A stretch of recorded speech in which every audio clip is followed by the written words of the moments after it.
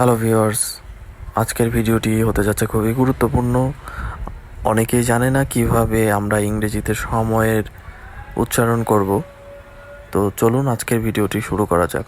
তো এখন যদি দেখেন যে আপনার ঘড়িতে 8টা বাজে, তো সেক্ষেত্রে আপনি কিভাবে সেটা বলবেন? তো হোয়াট টাইম ইট ইজ, তো আপনারা বলতে পারেন ইটস 8 o'clock। এরপরে যখন দেখবেন 8টা 5 বাজে, তখন আপনারা বলবেন 8:05। যখন দেখবেন 8টা 10 বাজে, আমরা অনেকেই বলি 8টা 10 বাজে, তো সেক্ষেত্রে বলবেন 10:08, মানে 10 মিনিট অতিবাহিত হয়েছে 8টা থেকে। এরপরে যখন 8টা 15 বাজবে, তখন বলবেন 8:15। 8টা 20 বাজলে বলবেন 20:08। 8টা 25 বাজলে বলবেন 25:08। 8টা 30 বাজলে 8:30। 8টা 35 বাজলে 9:25।